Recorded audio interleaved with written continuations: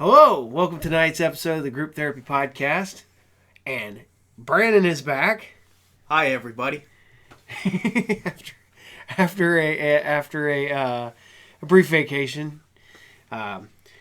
Tonight, we're going to talk to you about what it's like growing up geeky / nerdy, and since I was his dad, did he ever really have an out, or was his destiny?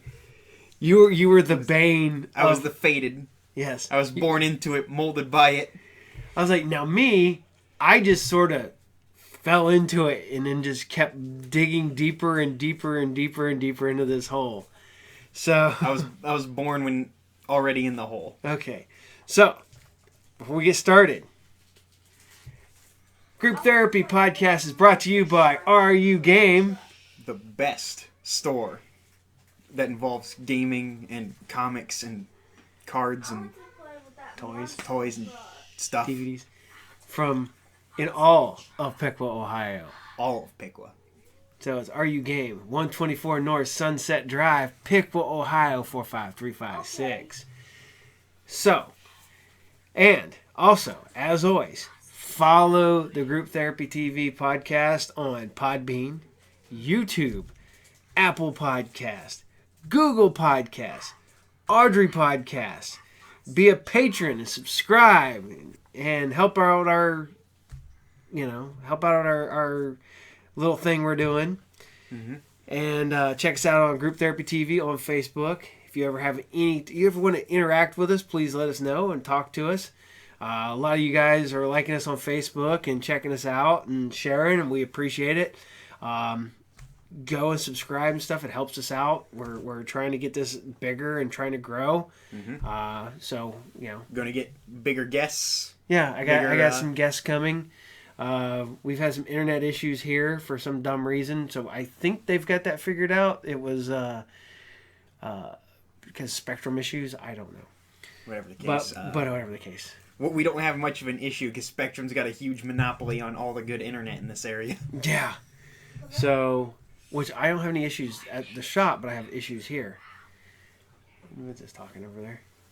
So, all right. I'm going to be munching these nuggets. I'm going to try not to chew into the mic. And also I'm going to try to chew off camera the best I can. Okay.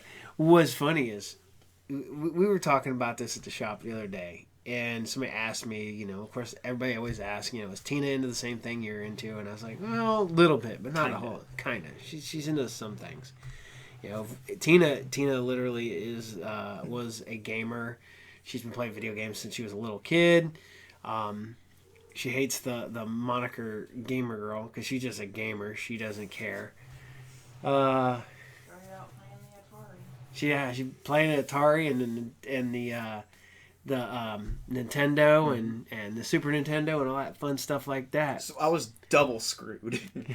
Yeah, when it came to video games, you were stuck forever. I still can't stop playing video games. Well, it's funny because, like I said, me and you, people ask, what family's like and stuff like that, and I was like, my parents had nothing to do with the way I am right now. Not none of my parents collected toys. None of my parents collected comics. None of them played video games. None of them got into movies like you did. None of them got into movies. They liked certain movies, but that was really it. I became, and I think my grandparents had a lot to do with why I. Yeah, they took you to see a lot of movies. Yeah, my grandma and grandpa took me to see lots of stuff. And they're the ones that kind of probably got me into comics. They're definitely the ones that got me into G.I. Joe. So, but even them, they weren't into it. Neither were my uncles and stuff like that. No, I get where I got wrestling from because my uncle was into wrestling and that kind of came from them. And then I got that from you. And you got that from me. But, I remember certain things because Star Wars, your great grandma and grandpa took me to go see Star Wars when I was a little kid, and I was hooked. And I went and seen it, I don't know how many times. You'll hear the stories from my mom, you know, about how many times I wanted to see Star Wars. And I had to have everything Star Wars when I was a little kid. And, you know, I got the comics given to me, which I still have. My original Star Wars comics that were bought for me when I was a little kid. Star Wars came out when I was 3. I was 3 years old. And you were like, oh. Oh, yeah. It blew my little 3-year-old mind. That was something that I was like, you couldn't. You continued the tradition by taking me to see Blade. Yeah, I took you. You were literally with me. You were just walking. And I was like, you were sitting on my lap watching Blade when it first came out. So I know I'm a horrible parent taking my 1-year-old son. It gave me an appreciation for cool vampire fights. Oh yeah, you were amazed by it, but then again, you were just like, it was all flashes and stuff like that. You probably weren't quite. You didn't understand. It's been a while since I've seen Blade. The club fight was in Blade 2, right? Club fight's in Blade 1. Oh, club fight's in Blade 1. All right. Actually, there's club fight in Blade 1 and Blade 2, but club fight. But club fight. Yeah, the club fight is in. I love club fights. Oh, perfect place for a fist fight. Perfect place for a sword fight. Perfect place for a gun fight. Club. Always fight in a club. There you go. So, you know, I grew up in, you know, in the 80s when all this stuff started coming out. I was born in the 70s. I went to school in the 80s, and everything that made me came out pretty much in the late 70s, early 80s. Some bit in the 90s too. Some of them 90s, yeah. But, you know, it was my grandparents taking me to the movies, going a lot with you know. Well, the funny part about it is that I was such a movie nut when I was a little kid, that the stories were when the movies were over, I didn't want them to be over. I'd get upset that they were over. And the guy who ran the theater here in Piqua took me and would not charge me to go, wouldn't charge my parents or my grandparents for me to go to the movies. Because there's like no way can I charge a kid that loves movies that much to go to the movies. I don't think he charged me until I was in junior high. And then I started going like every Thursday, and because locally the theater we had dollar Thursdays, so every Thursday I went to the movies, and that was you started taking your friends to the movies. Yeah, me and my buddies, we all went. Me and Dante and Campbell and Rick, we'd all go, and it was funny because you only had 2 movies back then because we had a 2-screen theater here locally, so we would always pick one of the 2 movies, and then if that movie followed over and went another week, then we'd go see the other movie. But we'd go every week and see another movie. We'd go every week and see another movie. I mean, I saw so many movies from like 1987 to like 1990. It was every Thursday we would go to the dollar movies. And through junior high, into high school, and every Thursday.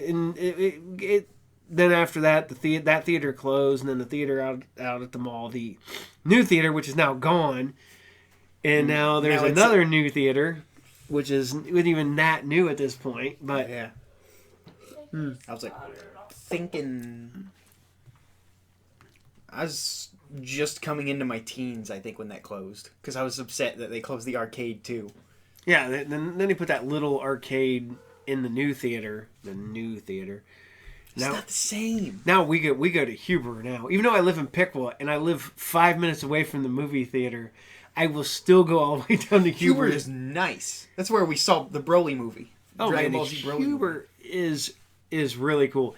It's not Sinopolis cool, because Sinopolis has the big recliner seats, the leather recliner seats, and you're just like, and they have people who would bring your food into you. You can order like real full meals. Me and your mom always watch movies like a king. Yeah, me and your mom always buy the sampler when we go there. So it's like 2 sliders, 2 slices of pizza, French fries, a brownie, and like vegetable sticks. And so we jump on that. But,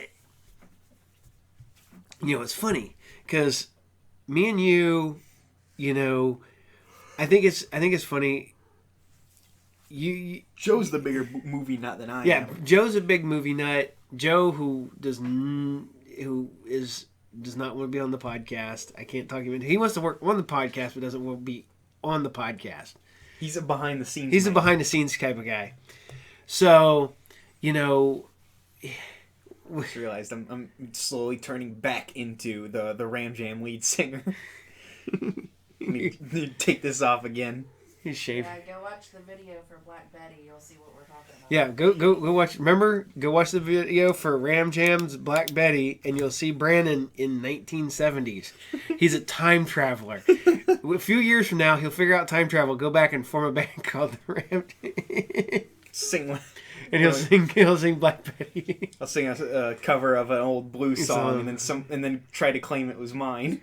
They never tried to claim it was theirs. Oh. I heard a rumor that they tried once, got called out for it, and was like, we were just joking. Yeah.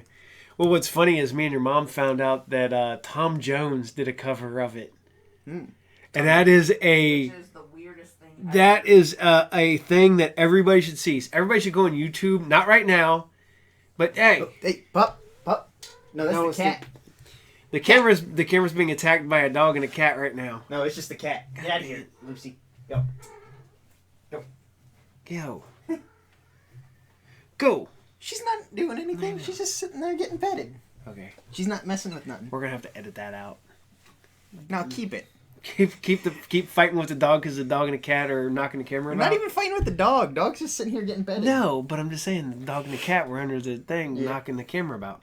Dog wasn't messing with it. That's what I'm trying to tell you. For everything. Yeah, it's because the dog's a pain in the ass. So just look at those eyes. Just look at them. She knows better. Yep. She just wants to get scratched. So, but you know what's funny is that. Okay. Yeah, you talk about Tom Jones. Tom Jones. You got to watch it. Go find Tom Jones. Maybe that'll edit. Maybe if I can see if I can find that, I'll edit that video into the. Hey, don't want to get busted for copyright. Yeah. YouTube is very picky about that. So, what's funny is that I never pushed any of this on you, did I? Yeah, it just kind of happened naturally. You know, everything is like you and your brother, and it's funny because you both love a lot of the same stuff I love, but you also don't love. I mean, the cat is back at it. It's the cat. Lucy, get. Oh, God damn it! I'm just gonna edit this whole thing out. All right, that's a good. Lucy, go. See, dogs. Right, that's yeah, but I don't want to. Abby. That's just beauty look. But anyway, Tom Jones. Okay. My personal favorite Tom Jones is the mid 2000s Duck Dodgers reboot that he did the theme song for. My whole thing is the it's a really good and underrated cartoon. Oh, it's a phenomenal cartoon. The fact is that they have a crossover episode with the Green Lantern Corps. That's great. What I love is that John Mulaney did the whole Tom Jones joke where he put all the money in. I've gone to a bunch of Waffle Houses, and guess what's not on their jukebox anymore? Tom Jones. It's not unusual. It's not unusual. Oh, man. It's... I thought it was What's Up Pussycat. Yeah. Well, What's New Pussycat with it's not unusual. One single, it's not unusual. Yeah, it's got It's right back to What's New Pussycat. Whoa.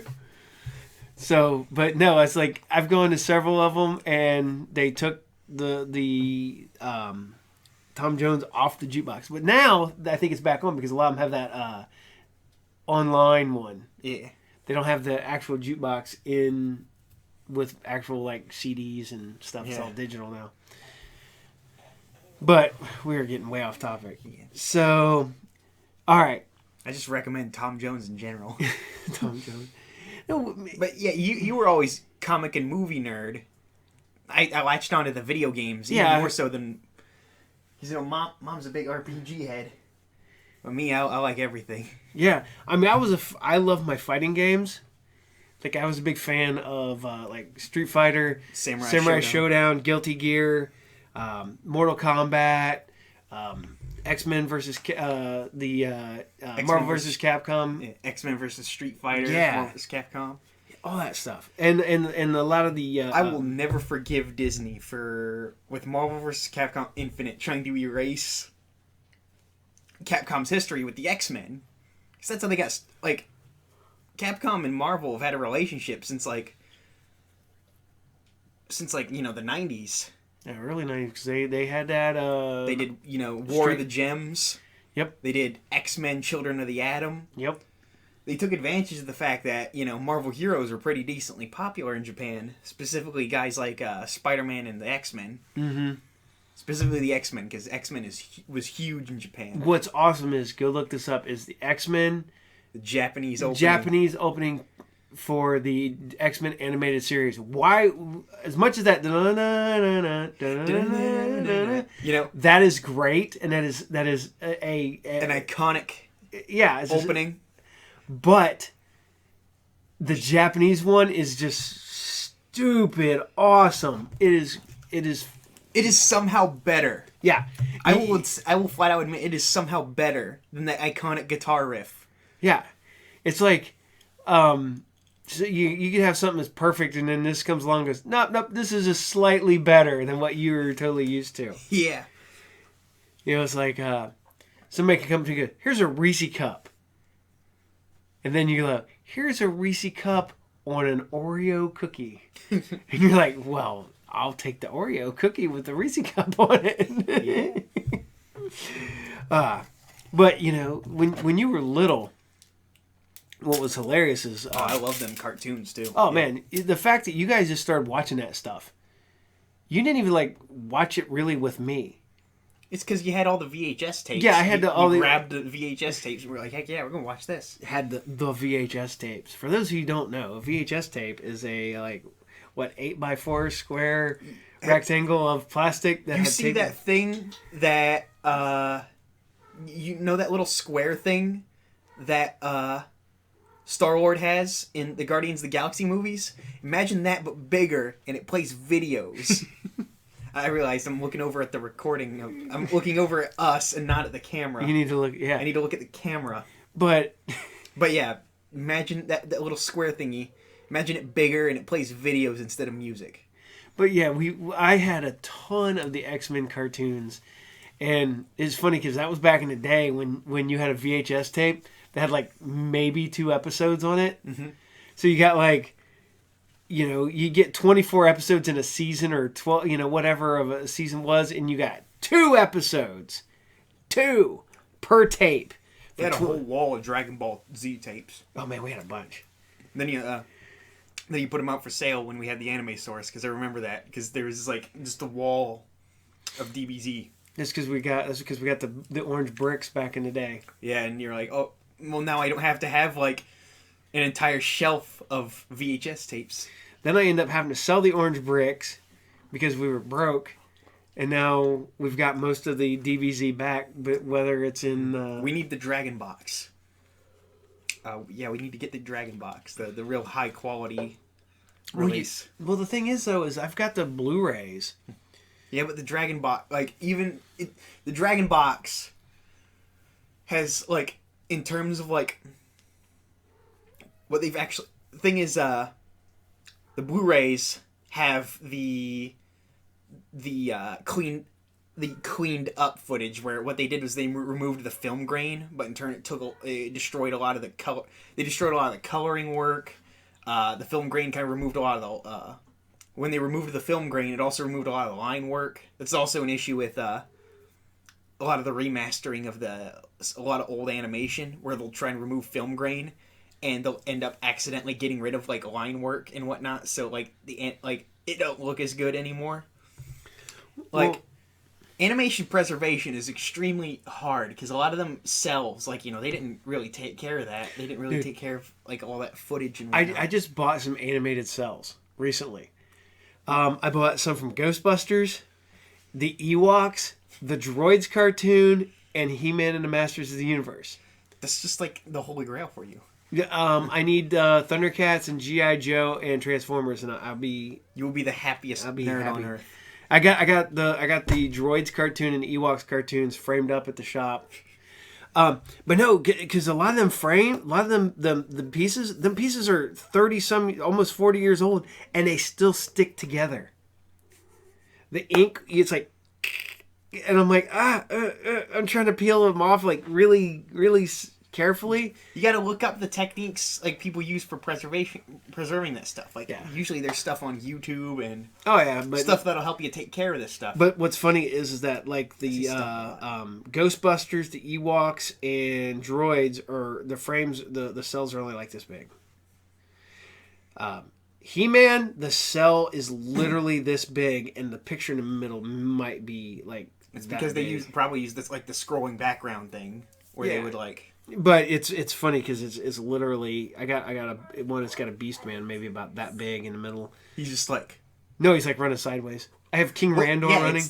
If he's running, then it's definitely a scrolling kind of meant to be scrolling. I got a falling He-Man, but if you look, he's got no head because the head was animated separately because his body's fallen, so they moved the head. But the Ghostbusters I got like Venkman, I got Ray, I got Slimer. I bet I bet the best thing ever for you would be to get a cell from the Crank Call of Cthulhu episode. Oh yeah, Collect Call of Cthulhu. Collect Call of Cthulhu. Oh man, if I ever got that would be awesome. They had the company that I got them from had cells from the little Godzilla cartoon, but they were all sold out. Godzuki. Yeah, they had a Godzuki cell, and I was like, that'd be sweet. But yeah, whatever. But that's what I think is great is you guys love like the 90s Spider-Man cartoon. The 90s. It's because we had that one DVD. The one DVD. That had like the Green Goblin episodes. You had because you had I had several VHS tapes. I had the Spider-Man Green Goblin. I had the Spider-Man Daredevil. And I had another one, but we used to watch them all the time. Then I got the DVDs. So I had the Spider-Man, Green Goblin, and the Spider-Man... and then Netflix had the whole series for a bit. But now it's on Disney+. But you guys loved that. I still love it. It's still awesome. And you watch that, and it's funny because that ended before you were born. Well, it's because, for a while, like, we didn't have cable TV. No. We didn't have, like, any, like, specialty. We just had the antenna. So, like, to watch what we wanted to watch, we'd, have to break into your VHS and DVD stuff. That's how... I remember the VHS tape of the 60s Spider-Man cartoon that I had. And I watched the crap out of that. I'd watch, like, that over and over again. Yep. Then there's the stuff you bought for us, like the Blue's Clues. Yeah. And that I just would watch endlessly on repeat. Well, what's funny is how many copies of Toy Story and Toy Story 2 we went through. Because you guys loved the Toy Story and the Toy Story 2. And that was, yet again, Toy Story was before you guys were born. And me and your mom went and seen that in a theater. And then when you guys were born, we got you, and you guys just fell in love with Toy Story.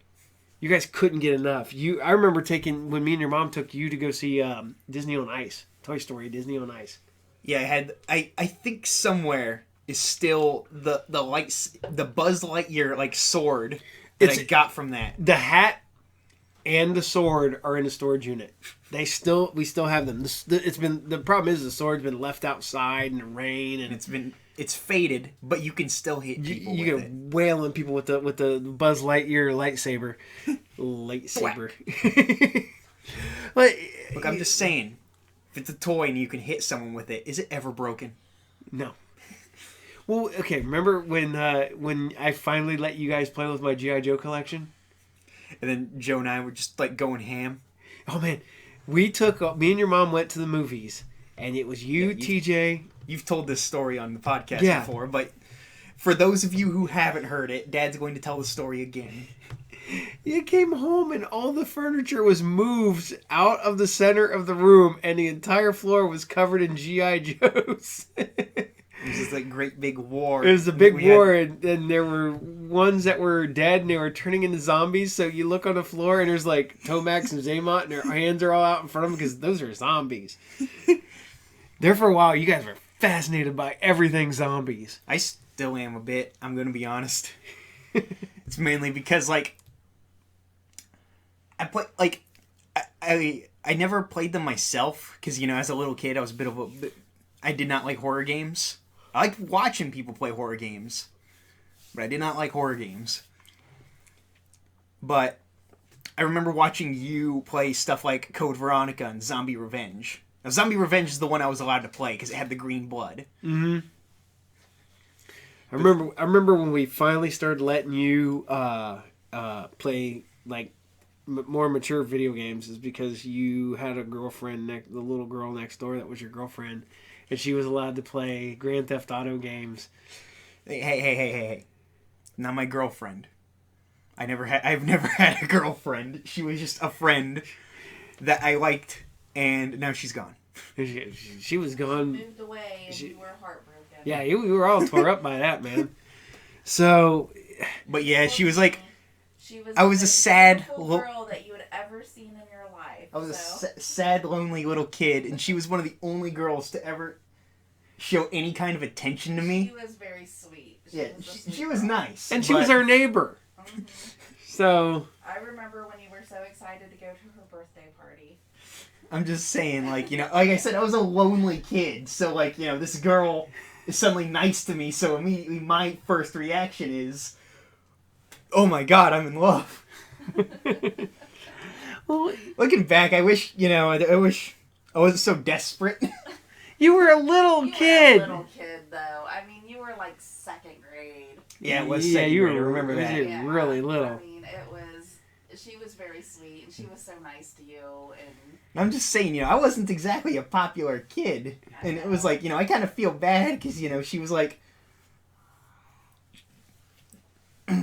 like, being...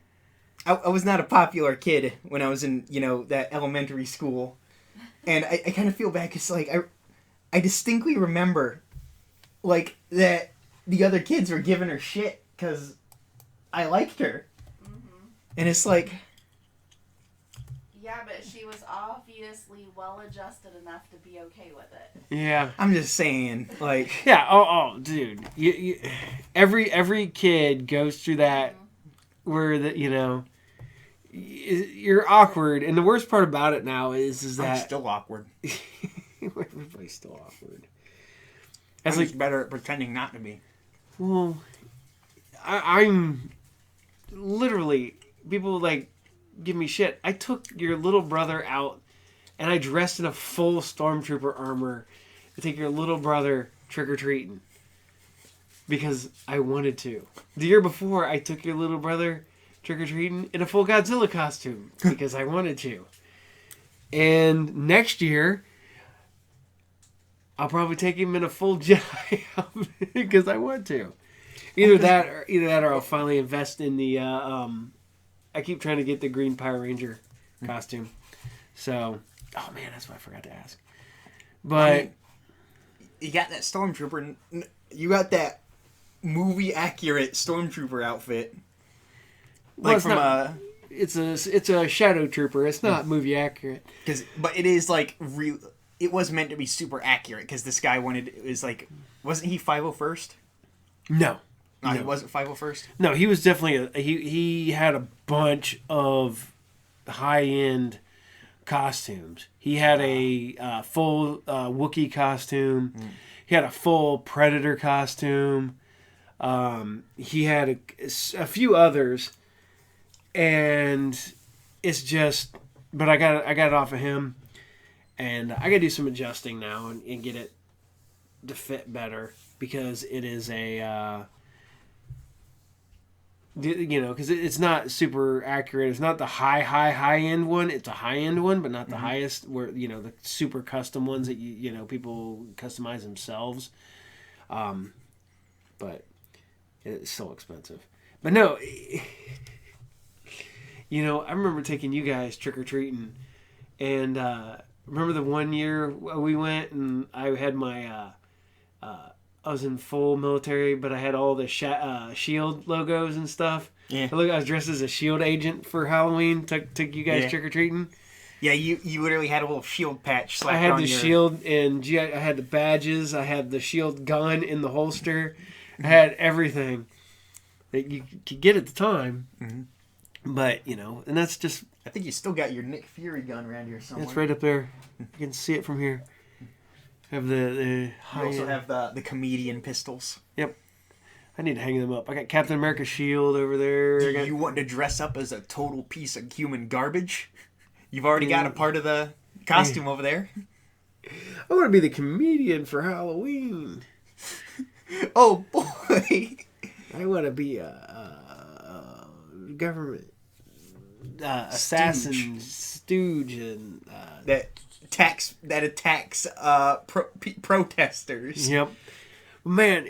That's another thing is you don't go as much. Or Joe does. Joe goes with me to like almost every movie I go to.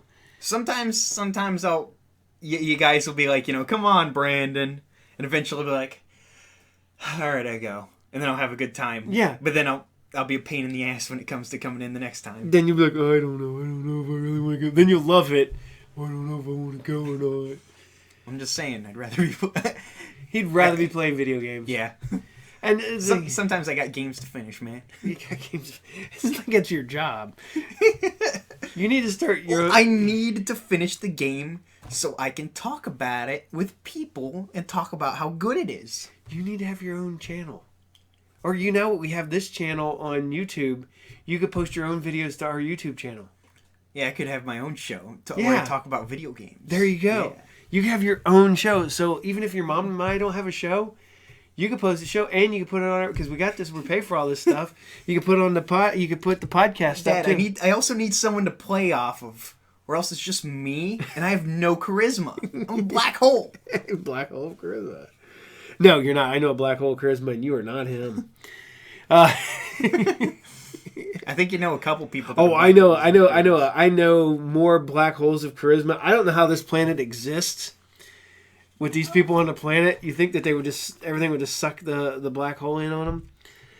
But no, like I said, going way back, I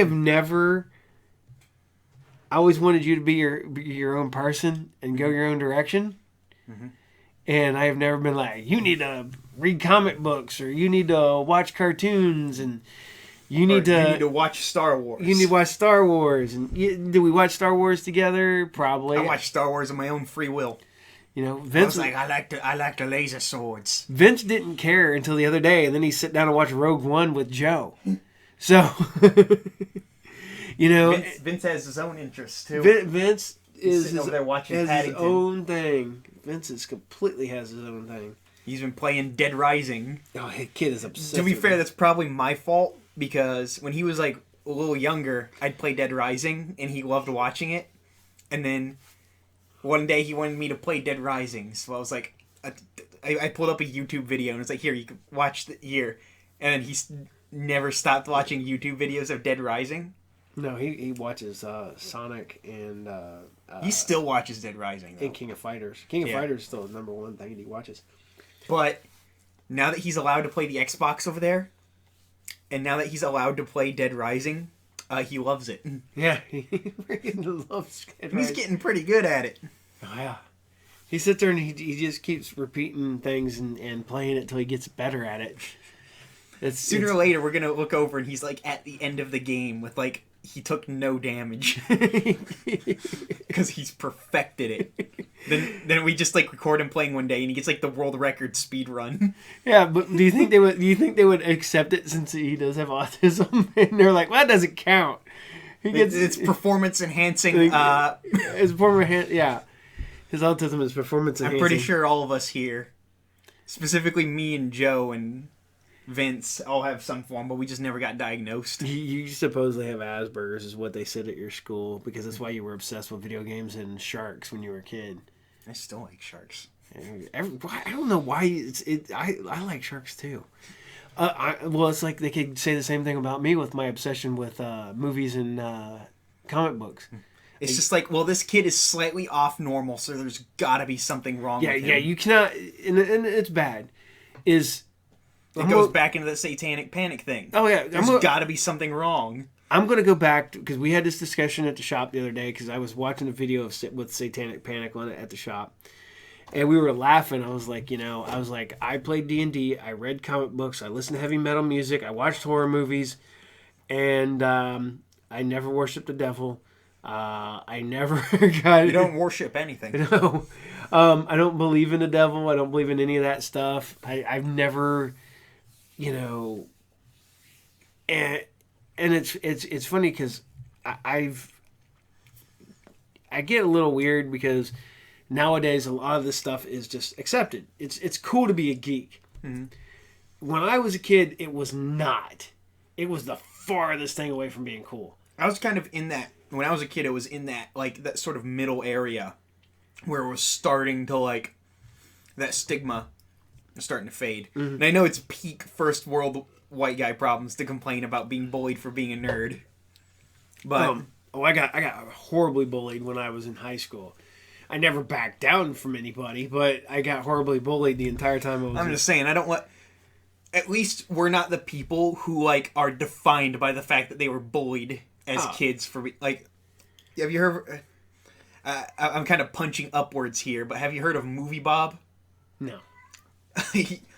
Every day it seems that he advocates for some kind of horrible thing because he's still upset about the fact that he was bullied in high school. And this guy he's got a pretty big platform. Look up Movie Bob. He is unintentionally hilarious, though. Well, what I think is funny is that occasionally to this day is now that I have my own business and I do decently well, mm-hmm. We live pretty good. Everybody thinks I'm rich because I have my own business. Nope. No, I am not rich. I live okay. We are middle class, where I've spent most of my life as lower middle class or upper lower class, right there in that borderline. But that means we're gonna start. We're gonna join the homeowners association. No, we will not own a homeowners association. I would. If I join the homeowners association, it's purely to dismantle the homeowners association from the inside. But I despise homeowners associations. Just a bunch of rich people who want to police each other. And police often enough police the lower people too. I've heard horror stories and dealt with people who were real highbrow, high nose. Well, no, what I was saying was is I've had people who I haven't had contact with since high school, mm-hmm. and I'm getting ready to close on my 30-year reunion. Get down. I got 2 years for my 30th anniversary. But I had somebody a while back get a hold of me on Facebook. And they're like, "Oh man, Paul, how's it going?" Blah blah blah. And I'm like, "Oh hey," I accept their friend, whatever. And they come by the shop. I was like, they chit chatted, whatever. And I'm like, "Oh, okay, all right." I remember you. And I vaguely remember them. And then a couple weeks go by, and they're like, "Hey man, I'm having some problems. Can you loan me some money?" I'm like, no. I haven't talked to you in 25 years, and you're going to show up out of the blue and ask me for money? No. That's not how it works, man. You can come by and clean windows and vacuum, and I'll give you some money. But you got to work for it. But yeah, it's funny because I got people that I have people who give me shit in school for liking the stuff that I liked, mm-hmm. and now they come into the shop and pretending with their kids who are now totally into that stuff, and now they have to totally act like they were always into that. That they were always into that, and I'm just like, no, you weren't. Shut up. I remember you specifically giving me shit for liking this specific thing that you were trying to purchase. Well, this is the fun. I think it was just saying, it's good that they've grown and that they're. Yeah, definitely. If because I almost kind of think it's payback for them being bashing nerds when they were younger. That now their kids would be considered nerds. Mm-hmm. What was really funny was. a guy who gave me shit from playing D&D and reading, fantasy novels and stuff like that in high school. I remember him standing behind me in line at one of the Lord of the Rings movies, waiting to get in. Hey, bro. And I'm like, he's like, "Hi, Paul, how's it going?" I'm like, "Shut up." I will say that even though you don't let it define you and you're not like holding on to that hatred years later, it is still nice to be a little bit cathartic about it. It's so much fun. What's real fun is that I see people that gave me shit for liking comics, even up until recently, like people I used to work with and stuff. I'm like, yeah, I don't work. I literally make my own hours. I'm my own boss. I make all the money, and I have a better life than I did when I had a regular 40-hour week job, and I'm doing what I want to do. So. Hey, you were getting pretty. Oh, I hated my old jobs. Well, except for Surveyor. I didn't mind Surveyor so That's much, because you got to. That's because you knew your place. Oh and yeah, you dude. Figured it out. When you figure out how important you are at a company, and you figure out that there is nobody else that can do your job, yeah, kind of got Nice. No, but it's great. As we get older, I always tell you guys, should something happen to me, the shop is your guys's. I don't know what you want to do with it. I'll keep it going. Yeah, you and Joe both said you'll keep it going, but and I don't expect you to. If you want to, that's great. I would love to see it keep going and stay in the family, and you guys run it, and maybe your kids run it, and just stays keep going. it around. Yeah. Just keeps it going. I mean, I don't know how well that'll keep going 20, 30 years in the future, considering everything I have is physical media. Well, but Amazon just shot themselves in the foot recently with saying that you don't technically own digital media. And I'm like, yeah, I've been saying that for years.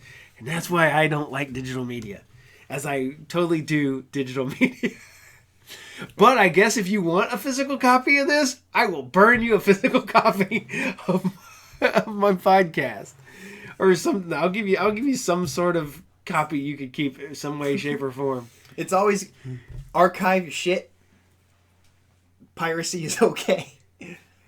Yeah. Now before some copyright lawyer swoops in, piracy is okay for archival purposes. There we go. If you own the copy already, and I had a guy in the shop, and he was telling me that he has went through and ripped all of his physical media and has it on a server so that he can go through, he says on Flickr or something like that, and he can watch all of his movies that he owns. And that way he doesn't have, because I'm like, yeah, but that's all fine and dandy till that server blows up or something happens and you lose everything. Mm-hmm. You can't lose physical media, and they can't take it away from you if you own it. Like books and DVDs and Blu-rays. Sure, that's why I'm saying, archive it. Like maybe not on a server, but maybe on like a physical hard drive, maybe. Because stuff can happen to those CDs too, and stuff can happen to those DVDs. Oh yeah, that's what sucks is that I still have a pretty good size VHS collection, and a lot of that stuff is just starting to get old, and some of that stuff is still not available on Blu-ray or DVD. Some of that stuff is still not been released. Yeah, still and I have it.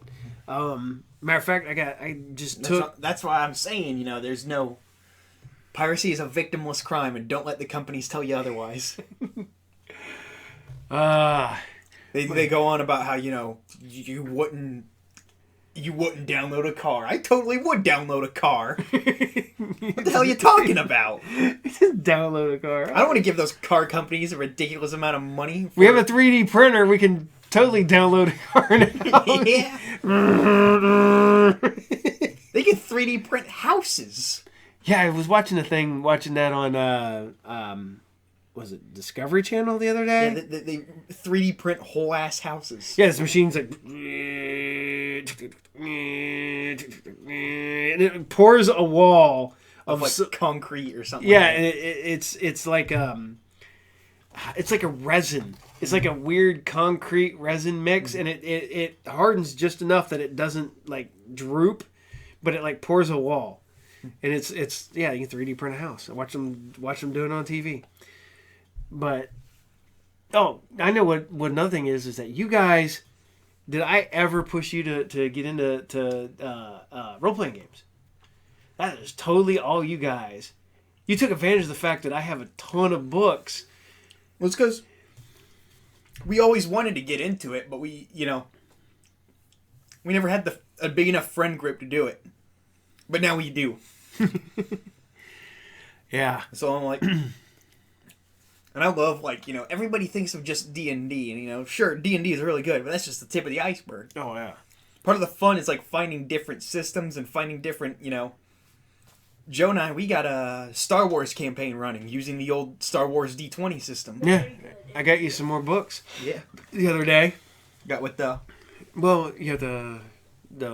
Rebellion era book and the Inquisitors book. Yeah. Well, that's like, I'm a big, and the funny part about it is I haven't got to play in a while, but yet I still go buy new D&D books, and they go in my collection. And I bought the new Judge Dredd role playing game. Oh, there's a Judge Dredd one? Yeah, it's on the shelf over there. That's cool. Yeah, I checked it out. It seems really cool. I haven't got to play it yet. I want to play it sometime. There's there's a lot of ones because it's hard. It can be hard, especially during these times. Getting together a friend group, especially people you can get together regularly, who have consistent enough schedules that you can get together regularly. People that are interested, but when you do, it is an incredibly rewarding and fun experience. Oh, I remember, nobody likes a rules lawyer. Yeah, remember, it's not the DM's job is not to murder his players. I've been the rules several times to keep my guys alive, even if it's the limp back to wherever they were coming from. Part of the fun of being a player is the challenge and role playing, but you don't. You want that threat, but you don't want to be steamrolled either. As a DM, you gotta find a good middle ground of making sure your players are having fun, but not crushing them. Well, that's okay. Years ago, we were playing one time, and we had just, I want to say it was a Manicore, and we were pretty low level. It was just a random roll encounter, and we just came across from it.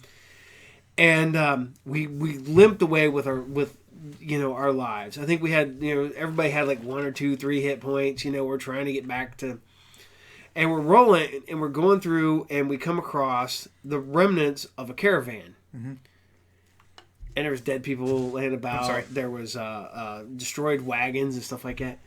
And the DM says, roll for chat. And I was like, you hear flapping. I was like, okay, I'm going to go and I'm going to hide underneath this overturned hay wagon.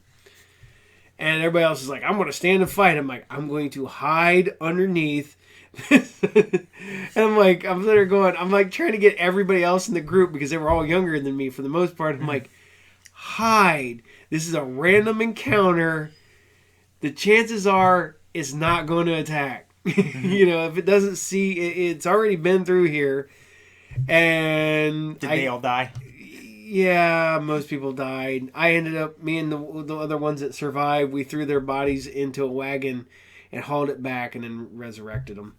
But it was like, oh my God, you guys hide. I don't even want to spend my money. You spend your money, because I didn't spend my money. I made sure we went through and took their money to resurrect them. So... But and the DM's like, I can't tell you to hide, but it sounds like a good idea.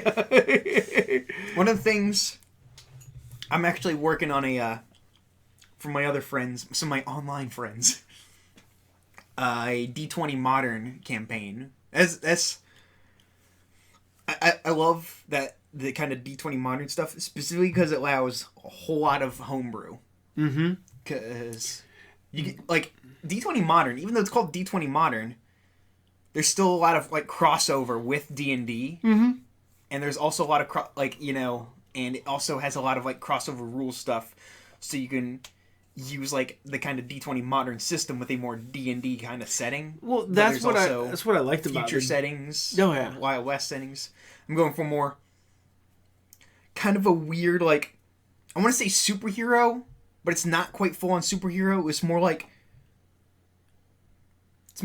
Daredevil, Spider-Man, kind of like the street level superheroes. Yeah, the vigilant, like, there's still going to be big stakes, but everyone's more of a street level guy. But if you're going to, what I've done is I've sort of like the way I work the powers is I sort of like worked on a player by player basis. Like my buddy Logan, in another D20 setting I did, his character was a fast guy, and I noticed that he wasn't really rolling a lot of hits in battle, and it was kind of frustrating him a bit. So what I did was I took advantage of the fact that he's a speed guy and gave him more chances to attack with little penalty, because so he can whip out 6 attacks a turn, and like at some point, because he would like dual wield weapons, which gives you like multi attack, and then on top of the other stuff. So it's like I said, it was to circumvent the fact that like it made it more fun, and sure, it gave him a pretty big advantage, but made the game more fun. Well.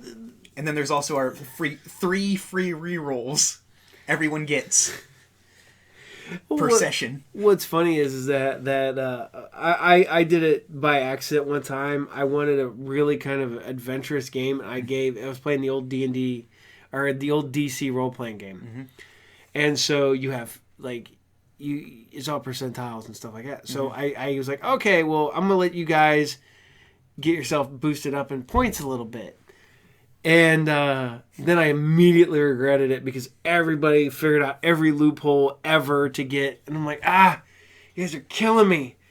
So basically I literally had to try to kill them.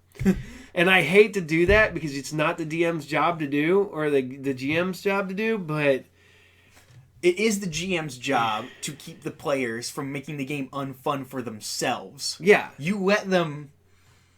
It's like, as I said, it's part of the challenge, but it's kind of the same philosophy that I've heard in a lot of video game developers do.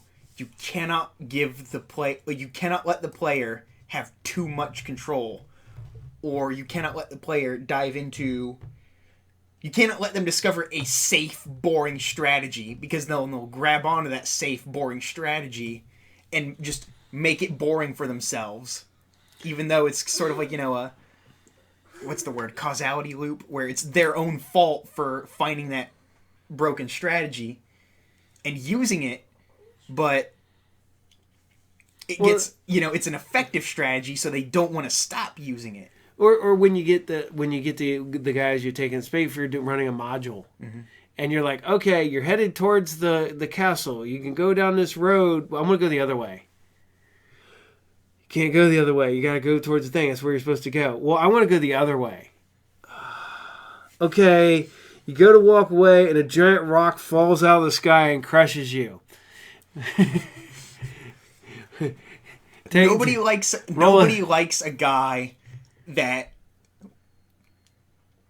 obviously. Crap. What's the word? Nobody likes it when if you're a player, nobody likes it when you just decide to do something completely, like if both the party and the DM, sure, you're allowed to have freedom, but if the GM wants you to do something to move the game along, it'd be a good idea to do that.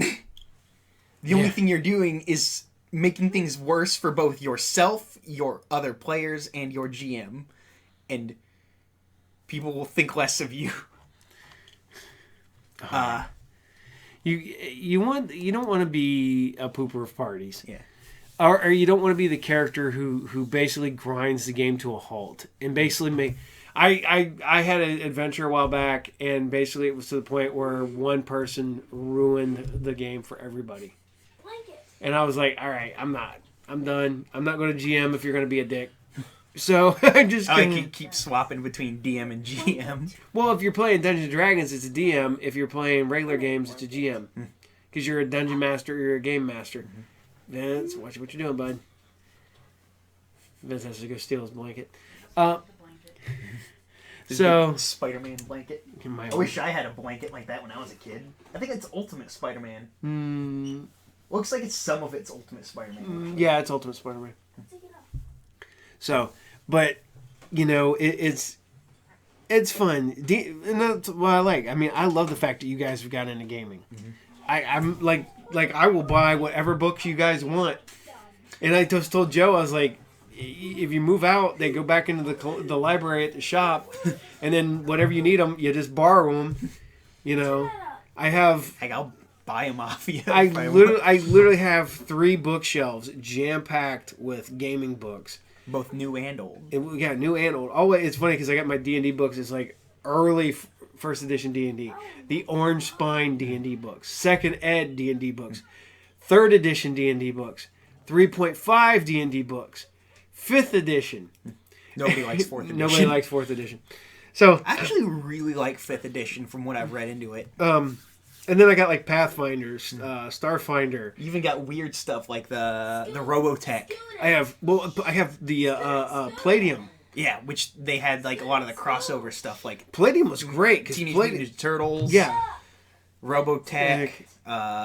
They have one called Ninjas and Super Spies, which Ninjas and Super Spies was the best for one thing and one thing only. G.I. Joe. G.I. Joe. You could play G.I. Joe, and this is I'm not gonna. This is a total. I'm not getting paid for this. In no way, shape, or form.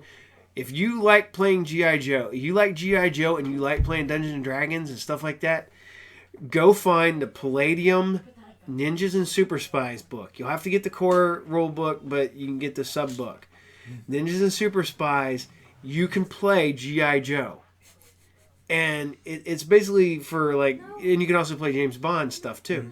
But it is the perfect, almost the perfect gaming system for playing G.I. Joe. And that's what I did back in the day when we were kids. Heck, if you're on the fence about getting into pen and paper gaming, I would like to talk to you about a lot of the pen and paper inspirations for video games. KOTOR. Yeah. Freaking, if you like Star Wars The Old Republic and Star Wars Knights of the Old Republic, that just straight up uses the Star Wars D20 system. Yeah. Sure, it's a bit more gamified. It is significantly more gamified, but it has, the D20 stats. Oh, yeah. It has a lot of internal roles. Well, that and, the Fallout. Fallout was, it was originally going to be GURPS. Yeah. Well, what's funny is that I started ordering the Fallout role-playing game. I'm waiting for more of the books to show up. I've only got one of them. There's the fan-made role-playing game, but then there's the official... there's the fan-made one that attempts to pen and paperify the special system, they call it. But then there's the official Fallout D20, I think. Yeah, there's that's coming out. What's... I just totally lost my train of thought there for a second. There's a lot of the Western RPG games are heavily based off Cyberpunk 2077, based off of the Cyberpunk role-playing 2020. pen and paper. Yeah, takes place in the far-flung year of 2020, when people were cyberpunk. This totally is a cyberpunk future, though, if you think about it. It's just a horrible cyberpunk. We're future, just in which is what cyberpunk futures are. We're in a bizarre dystopian future. Well, okay, I have. We literally have hacktivists. Yeah. We have like cyber attacks. We don't have corporations rule everything. We don't have cool shit like cybernetic implant like shotguns and stuff like that. But no, it's funny because Cyberpunk 2077 is based on the Cyberpunk 2020 books. Well, look, Baldur's Gate. Mm-hmm. That's D&D. Yeah, it's just straight up D&D. Like Champions of Norrath, stuff like that. That's all comes from the old school pen. Even stuff like World of Warcraft and EverQuest, the big MMOs, have pen and paper roots. Yep. and it's I will. I may not play it as much as I used to, and I don't get to play hardly at all right now, but I will always, But always. But a lot of our younger viewers have no idea what I'm talking about when I say EverQuest. What's EverQuest? But go on, sorry for Yeah, interrupting you. because now what is it? It's not World of Warcraft is not the big one. It's League of Legends. The big MMO currently is Final Fantasy 15, 14, because it underwent a huge overhaul and everybody loves it now. I remember everybody hated it for a while. They literally ended the previous world with like a giant world-ending event and rebooted the entire MMO, and everyone loves it now. Because a new director took over and just was like, wipe the slate clean. We're done. We're clean. Nope, we're done. They're doing it all over You again. hear that, Mom? The Final Fantasy MMO is good now. People like it. You should play it. I think you'd like it. I don't have PlayStation. You have PlayStation. I think I got a spare. Because Dad's... we have the PlayStation in Joe's room, the PlayStation Pro in my room, and I think there's a third PlayStation that I have no idea where it came from. Because I bought the one that's currently in Joe's room from Walmart. You know when I what? worked there. You know what the worst part about it is? It's probably one of the ones I brought home from the shop and told you guys to check and make sure it worked. And we just it never went did. home. I'm See, not even that's sure we that's checked it. that's what these guys really love about me having a comic book video game shop. Is they're all like, especially Joe I and don't you. want to do it because it's work. They're like, no, they'll sit there and I'm like, hey, I need these games checked. Okay. And then they'll like them, and then they just sort of end up in their collection and never end up going back to the shop. Hey, we've been... That was really bad when we were kids and the shop first got started. But now we actually buy stuff. Yeah. Now Joe, we'll actually pay for it. yeah. Although Joe's going to have fun because his new job is going to be going through all of the consoles I have on the other side. And cleaning them out. Cleaning them out, seeing if they work. If they work, good. If they don't, put them in a tub. And I know a lot of the stuff, like... Oh, that stuff... I thought there was, like, stuff going on outside, but I was gonna say,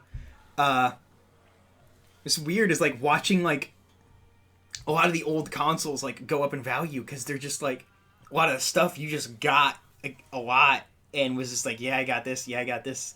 Nowadays, like, all these old consoles are, like, they're going up in value, because, you know, we're running out.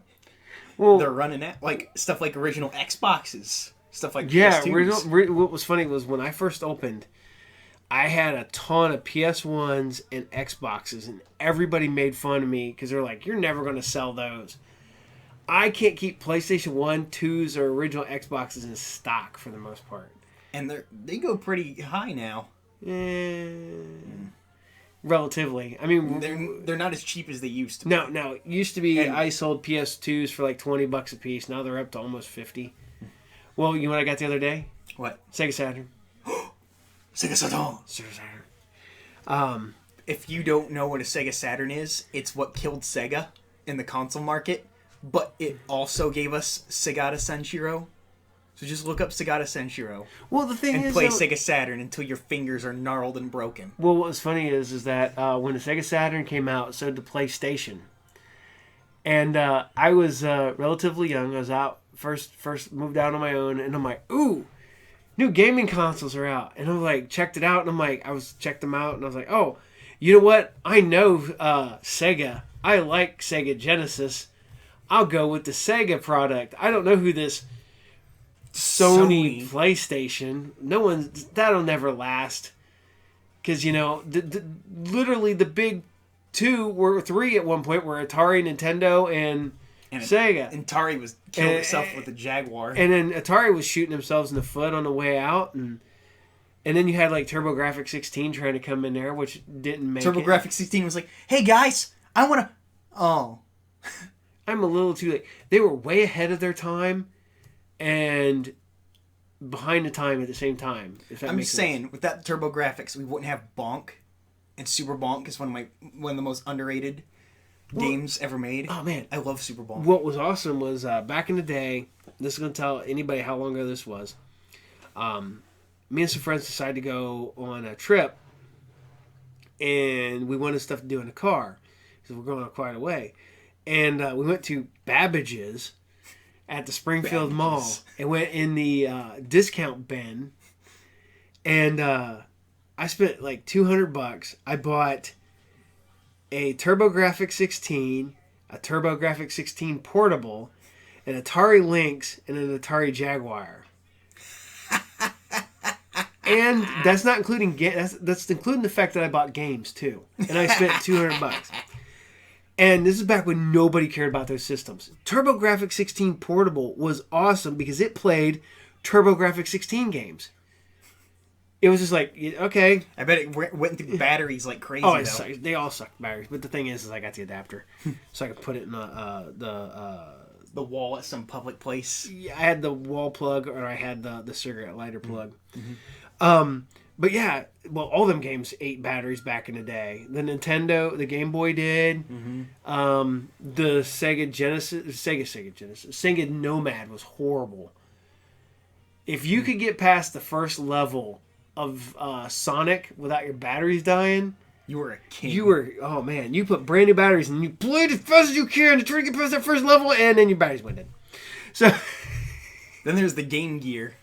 But the Game Gear at least had better battery life. And it had a lot of unique, interesting games on it, too. Oh, yeah. I still got mine. And I still got my favorite games. Like, I still got, like, a Hulk. I think I have a Spider-Man game for it. Columns. They definitely improved battery life when the Game Boy Advance came out. Yeah, and then when the SP came out, they figured out, like, oh... Let's have a phone charger. Rechargeable batteries. Wow, let's do that. We'll have a charger and we just plug it into and then Nintendo was like, let's never go back to batteries ever again. Yeah.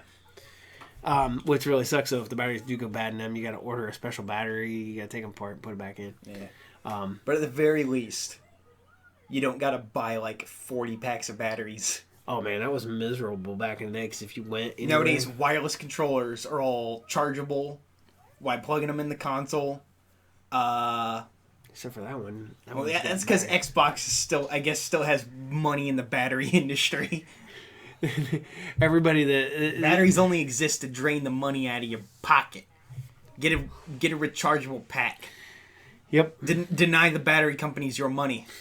Duracell literally got busted trying to sell like high quality, extra strength batteries. And they were virtually indistinguishable from their normal batteries. They got busted for that. They're super low batteries. They're regular batteries.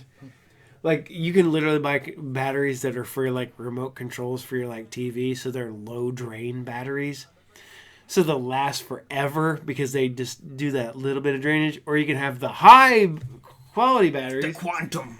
Yeah. It's just like dollar store batteries will last you about the same amount of time as a name brand battery. Yeah. It's all I'm looking at the screen, not the camera. I can't help but look at my awesome shirt. Freaking love this thing. I still get people being like, dude, I love Dragon Ball. Did I buy it for Christmas for you like 2-3 years ago? Probably, yeah. I can't remember, but I like it. I like my Dragon Ball shirt. I also got a Goku shirt upstairs. Yep, one of them used to be Joe's until he got too big for it. Yeah. Your little brother got too big to wear the shirt. Nowadays, Vince wears it. Yep. Vince loves his Dragon Ball Z shirt, too. Vince has a RPD Stars shirt, and I would have killed for that. I still want to kill for that. I love Resident Evil. Resident Evil was my favorite series. When Vince gets bigger, then you can have his old shirt. when I start shrinking down as I become an old man, I'm gonna be old, but I'm gonna be like one of the old people that shrinks. I hate to tell you this, Brandon, but all old people shrink. Dude, I'm gonna be like hardcore shrink. I'm gonna revert back to being like toddler sized. I've lost a couple. I think like a couple inches. Because I was like, at one point... I think it's like gravity. No, it's from your cartilage and your... Spine compresses in your back and it causes you to get shorter. Yeah, and in the cartilage in your knees. And which is technically gravity. If you think about it. Yep. Your spine wouldn't be compressing if it weren't for gravity. So I am technically right. You're technically right. Sure. Keep telling yourself that. You'll be fine. So what are you looking up? I was just looking up a new TV show on Netflix called Paranormal. It's looks like looking up how wrong you are. Yeah. It looks like it's all Indian cast. What? East Indian. But no, it's funny when we get down to this because, you know, like I said, you know, you love D&D, you love D&D, you love DBZ, you like Spider-Man. I love stuff that I just sure. You're technically to blame because you had it lying around, but you were never like, here, watch this. No. I was just like, I want to watch this. Yep. And you're just like, wait, that's from... Don't ruin that, Brandon. And then I'd ruin it. And then yeah. No, you were too bad. I broke your copy of Soul Calibur for the Dreamcast. Yeah, because you tried to put it in a VCR. I was like, this'll work. It didn't work. Well, what was funny was one time the VCR got unplugged and you guys tried shoving batteries inside the VCR because you knew that batteries, when you were little, you put batteries into things to make them work. It was like, this'll work. So you just shoved batteries into the VCR to make the VCR work. This'll work. I think the only thing you guys... It was funny because you hear the horror stories about people finding food in there. I was like, no, we just found like CDs and batteries in ours. I wanted to play the thing, but I didn't have the console. And I was like, well, if it works for this, it'll work for this. Hey, I worked at Hollywood Video, and you were a child, and I had adults calling me up and trying to figure out why DVDs didn't work in their VCR. So... Yeah. You worked at Hollywood Video was the best because you got a free rental. You got free rentals. Yep, or discounted rentals. I got free rentals and I got discounts on purchases. And they also had video games there. Oh my god, that's all you ever wanted to do was... I would like, I'm going to rent this game. I'm going to rent this game. I'm going to rent this game. I'm going to rent this game. And then when you guys didn't have a game in, it was like the worst. I was like... Yep. But I wanted to play that game. That's how I played that weird, like, Mickey Mouse point-and-click game for the GameCube. Oh, man. I remember you guys would just... There were certain games you just wanted me to keep renting over and over and over and over and over again. So we just finally would just buy them as soon as they were available to buy. But... And then I was like... Oh. And that... You know, and the funny part about it is when I keep always saying the funny part about it. When you guys were little, we didn't... Your funny part about this is my like and stuff. Yeah. So, when you guys were little, we were broke. We were... Oh, yeah. We were poor. And you guys I didn't know, though. You never know. Because we always made sure that everything they wanted, they pretty much got... they may not have got the best game systems. They may not have got the when it first dropped. I mean, I still won't buy a video game system when it first drops. I'm going to get the PS5. You're going to buy the PS5 as soon as it drops? Have you seen those load times? Yeah, but the thing is, you know it's going to be all buggy as shit. They're always buggy. That's fair. This Xbox did have the red ring. Why did we... What have we always done? We always waited a year. Because by the time the year passes, almost all the bugs are out. And then we get it. So. Well, nowadays they have like firmware updates through the internet and whatnot, so it's like... You know, if it's your money. If you want to buy one right away. I'm probably going to like save up bit, and then just kind of... I'm probably not going to buy it right away either. I'll probably wait a month or two. Wait for the initial reviews. I'd wait till that initial... I'd wait till after Christmas. Wait for that Christmas rush where people are just running in to buy them so they can throw them up on eBay to jack the prices up. Mm-hmm. You know? No, but as soon as you buy it, I'm stealing it for a day and playing it. Yeah, they got the super back compatibility where like even... Everyone's talking like, oh, Xbox is like back compatible with everything. And it's like, no, it's not. No. It's like there's a very specific list of back compatible stuff. And sure, it's cool that you can play an original Xbox game on your Xbox One. But that original Xbox game might not work so good. Joe's tried to play games that are compatible and like they're just broken beyond they're just not playable. But didn't Predator Concrete Jungle played fine? Yeah, but like I said, it's like, it's a Yeah, it's hit mixed and miss. bag. Hit and miss. Stuff like I said, certain games are just flat out unplayable. Sure, they're playable that you can boot them up, but there's just at the point, Dude, there's like horrible frame rate issues, stuff like where the game is just buggier in general. well, I go through Because sometimes there's like stuff where like it's just like sometimes it'll just break stuff in the game that keeps you from progressing. And at this point, it's just like find a 360 or find an original Xbox and play it that way. I have to tell people that all the time because I have people come in there like, will this game play on my system? And I'll like go to the list online. I'll be like, Why do I have to do this? I was like, it says it'll play. But that don't mean it'll... That don't mean it'll play. It's like I've had a list, because there's the list of the back compatible from the 360 to the original Xbox to the 360. Then you got the ones for the Xbox One. And at least if Xbox releases a game that is for both the Xbox and the Xbox 360, they put it in a special package. Mm-hmm. Like Call of Duty Black Ops 1 is in that package. Yeah, it'll say Xbox 3 or Xbox 360, Xbox One, on it. And at least it'll do stuff like that so you can get like, oh. It's definitely back compatible. It's definitely back compatible.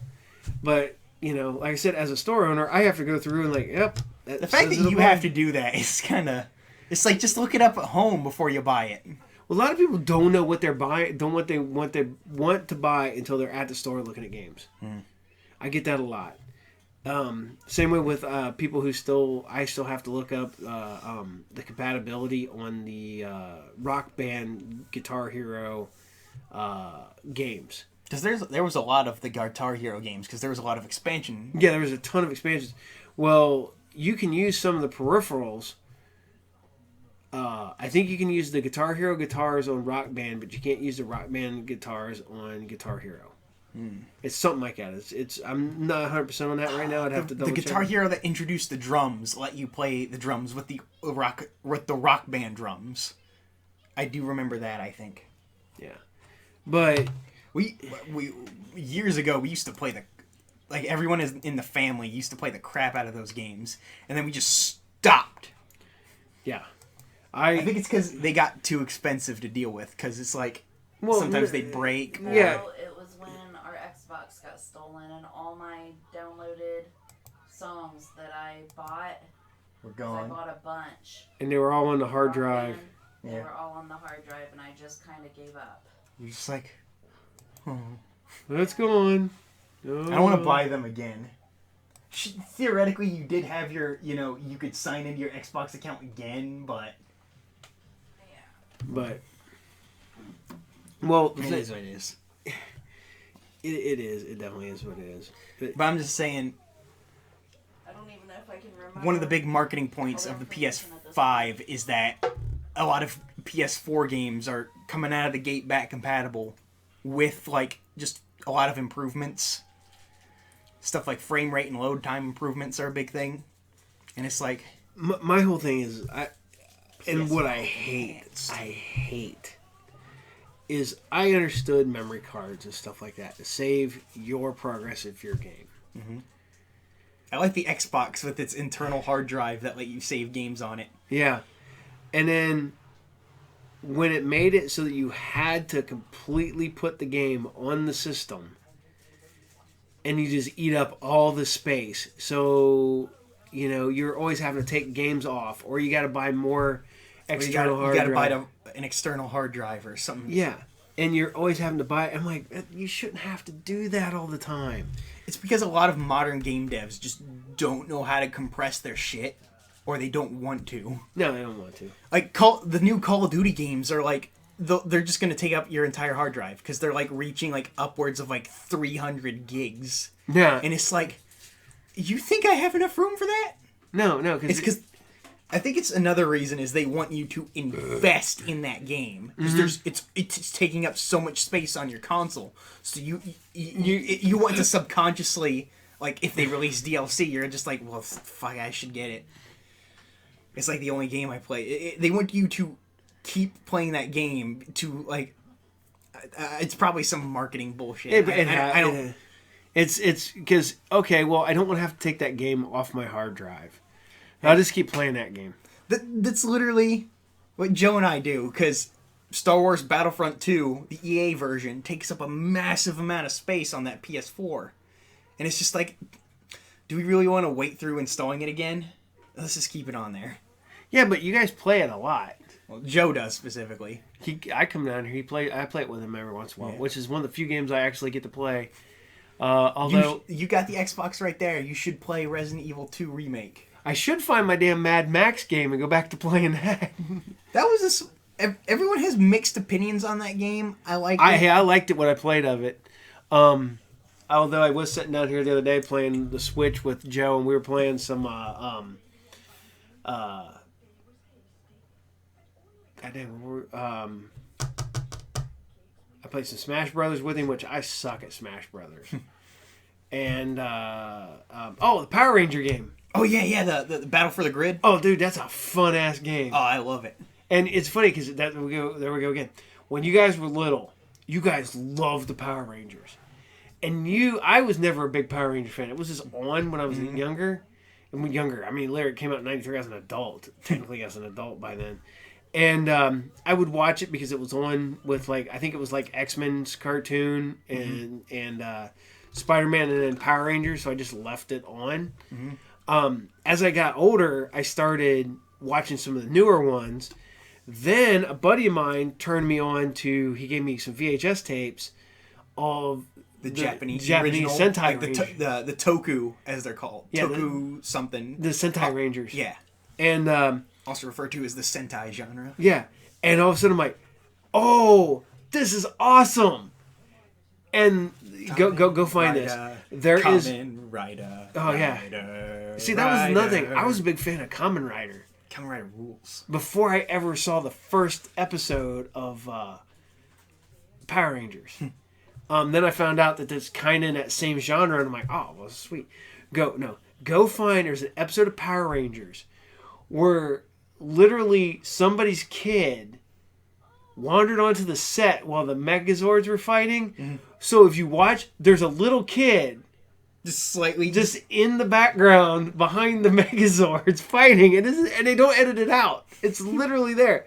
Go find it on YouTube. Just look it up. It's hilarious. There's some little Japanese kid wandering through the background of a Megazord fight. And that's another thing. I'm a big kaiju guy. I love my Godzilla. I love Ultraman. We also grew up loving kaiju too. We love Godzilla. Yeah. And that wasn't because you were like, Godzilla. We were just like, Godzilla. We were like, taking it from your collection, being like, oh, I love Godzilla. I remember coming home and you guys were just, come home from work and you guys were watching Godzilla, old Godzilla VHS tapes, and you used to loved it. I used to watch freaking, when I would go over Nothing's better than Mothra and the Little Tinkerbell Woman. Yeah. Tina was like, well, I'm like, come home one day and Tina's watching Mothra and I'm like, what are you watching? And she's like, there's little Tinkerbell women and they're singing. I'm like, you're killing me, woman.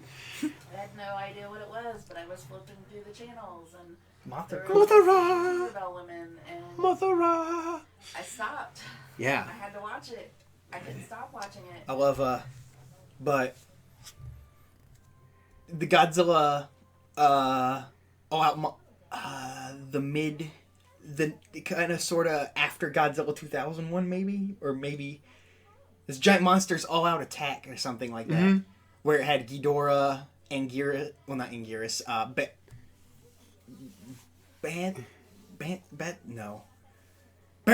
There we go. I was trying to Baragon. And it was Godzilla's the bad guy in that one. Yeah, and, he's with the white eyes and stuff. Yeah, and he's the bad guy. I took the DVD to Grandma Shirley's to watch when we were over there in the mornings and in the afternoons after school, because she would take us to school. Yep. and I took the DVD over there for the sole purpose of watching it before and after. Because I love Godzilla. Then you had the Godzilla 2000 DVD that we watched the crap out of. Oh yeah. You still have your Godzilla bootlegs. No, not anymore. I got the big box set. You got the official. I get the real official Godzilla box set. There's the Godzilla vs. Mechagodzilla that introduced Kiryu. Mm-hmm. That was a bootleg for a while. Yeah, I ended up getting an actual real one of that. Well, it's funny because people don't get this, but in the we weren't getting Godzilla movies here in the United States. Nope. No, it was all fan subs and all bootlegs. Yeah, because we got Godzilla 2000 because Godzilla 98 came out. Toho was embarrassed, and so they decided to reboot their original Godzilla series with Godzilla 2000. And Godzilla 98 was so bad, Toho was like, no, we can't because for a while they were considering retiring Godzilla for a bit. Yeah, because Godzilla had died with Godzilla vs. Destroyer. Which is one of my favorite movies ever. Oh, man, period. It's a awesome movie. Burning Godzilla and... I love... The fact that they did an homage to that in Godzilla King of the Monsters. You had Burning Godzilla show up in the end. Spoiler alert if you've never seen Godzilla King of the Monsters that came out last year. That final scene in the movie where, after Godzilla finally dies, and you see Godzilla Jr. rising in the smoke. Yeah. And who would become the full-on Godzilla is one of the best moments in cinema. Oh, man. But, and they did. That was 98 was so bad. Toho was like, no. This is how bad. The 98 Godzilla was so bad that, this is the fun part, Toho made it canon so they could bring that Godzilla into Final Wars just to have the real Godzilla kill it. I would like to personally thank, I can't remember his name, but the guy who directed Godzilla Final Wars is the same guy who directed Versus over there. Versus is right there under Lucifer, right underneath Max Headroom. I need to personally thank this man for giving us Final Wars, because it's just a completely apeshit movie, and I love it. Dude, it's insane. That movie is directed. Yeah, Versus. If you ever watch that too, that's a weird. Directed by Ryuhei Kitamura. There you go. But Godzilla, you guys see. I grew up on Godzilla because I would watch it Saturday afternoons at your great grandparents' house. Yeah. And because you had all the late night horror hosts and monster hosts. Yeah. And we never had that. We had the DVDs. Yep. So we were introduced to it by through different means. Oh yeah, I totally want to, since I have this channel and stuff like that. I keep thinking about doing. You're gonna be a horror host. Doing a horror host. If you get the rights to. No, what you do is you just use all the stuff that's in public domain. Yeah, dude. There's so much. That's why there's all these horror hosts out there that do all that stuff that's in public domain. You're not Svengoolie who gets actual licensed shit. By the way, if I ever do one, I am Dr. Edgar Shelley Lovecraft, PhD, not MD.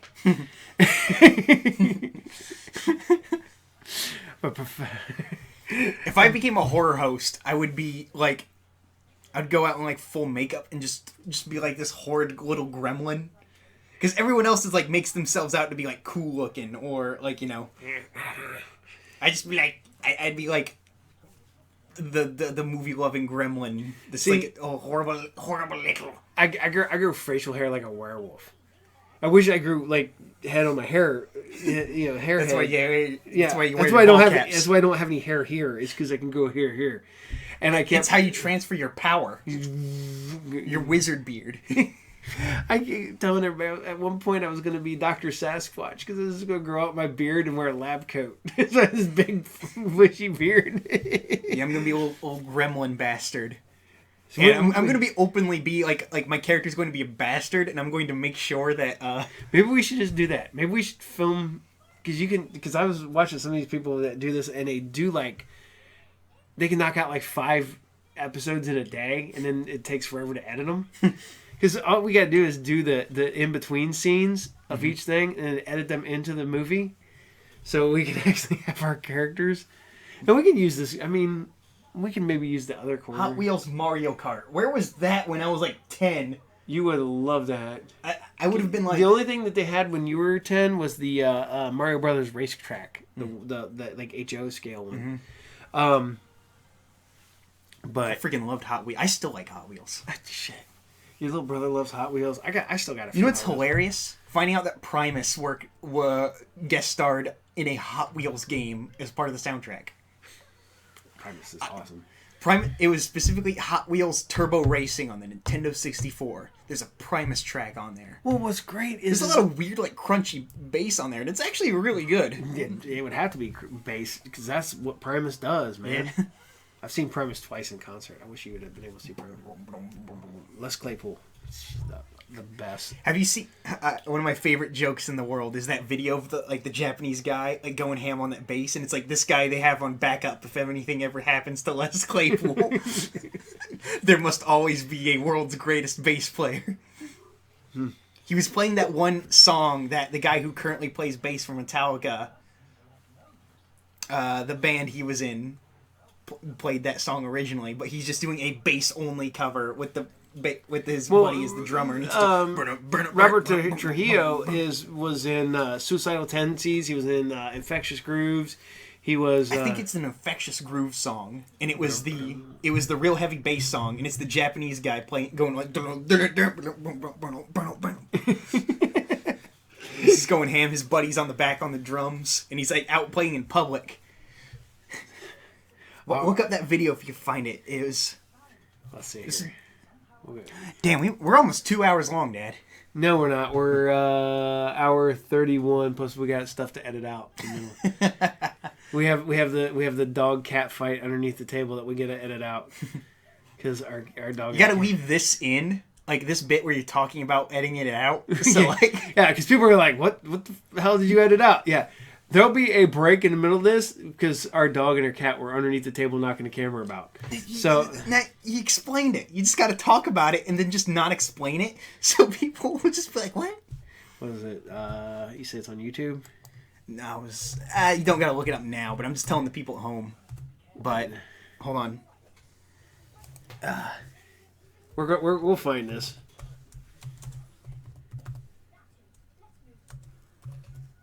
Player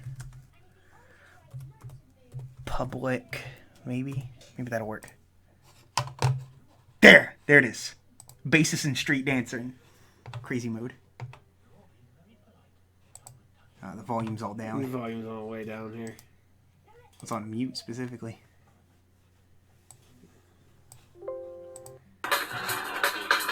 That guy. Yeah. Just look at him go ham with those fingers. Just.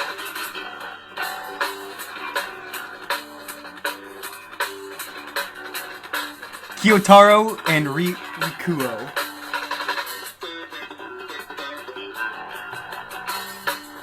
Now we'll get boozed off for playing licensed music on.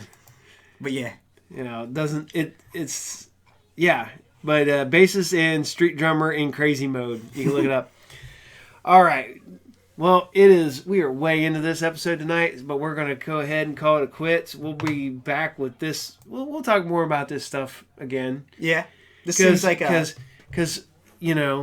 I never wanted this life for you. But I was born into it. Molded by it. I was a nerd before nerd was cool. It's like people like, what's your favorite comic book character? I go, Wolverine. Oh, I'm like, dude, my favorite comic book character is Wolverine since like 1979. Look, he's a popular character and it's cool to like him.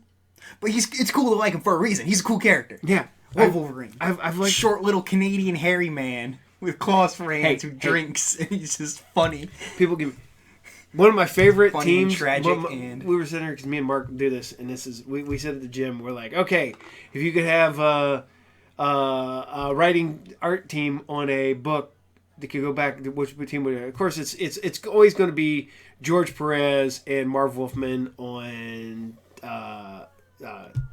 Teen Titans. That's always going to be. But then you have Byrne and Claremont on X-Men. Mm-hmm. You have Byrne on Fantastic Four. And then you have Byrne on Alpha Flight. And Alpha Flight is one of my favorite comics of all time. It's the underrated superhero team from Canada. That's one. Starring a gay man. Yeah, he's one of the main players. So I love the issue where it was revealed he was gay, and he's like on the front, like yelling. And he's just like, "I'm just so gay."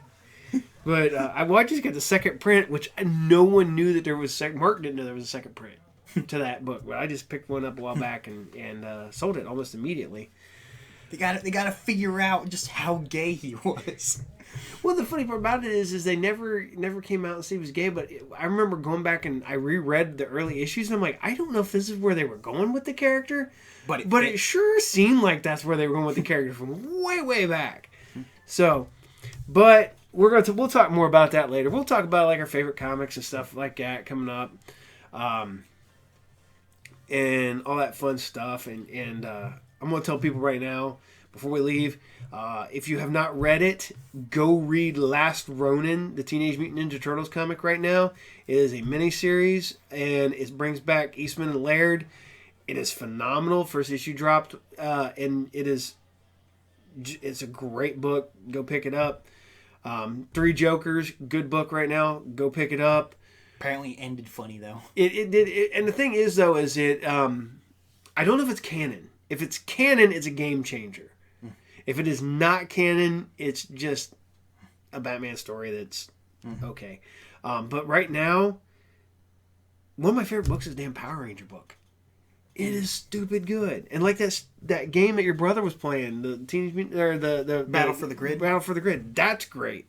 It ties in with the comic. Yeah. And but it's got Ranger Slayer Kimberly. Yeah, Ranger Slayer Kimberly's killer. All right. But we're going to let you go tonight. And as always, follow us on Podbean, YouTube, Apple Podcast, Google Podcast, Audrey Podcast, and support our Patreon, however you want to pronounce it. And like us, subscribe on any of those. Like us on Group Therapy TV on Facebook. You can follow me at Paul on Facebook. You can follow me as Emperor Palpatine on Twitter and the Group Therapy TV on Twitter. You can follow the RU Game on Facebook. And now I think we are on Instagram and we are on Tumblr too. Cool. So you can follow us on any of these formats. We post little things whenever we can. We post all the stuff. We post questions about who would win in fights, and we sometimes talk about it on here. Yeah. YouTube, you get our full episode with the best quality that we can run. Podbean, we have to break it in half because the quality is too good. And we have to break it down in two halves and take the quality down so that you can get a full episode. But like I said, like, subscribe, help us out. We are always growing. We're getting a lot of listens and a lot of views every week. Just please keep it going, and we appreciate it. And thank you guys. We do this for you. Yeah, we do this all to keep you guys entertained. So have a good night. Keep us entertained. Keep us entertained. Cause I have to keep shit doing, because if I don't do stuff, I go crazy. All right, and good night. Good night, everybody. And remember, we're not licensed therapists. Nope.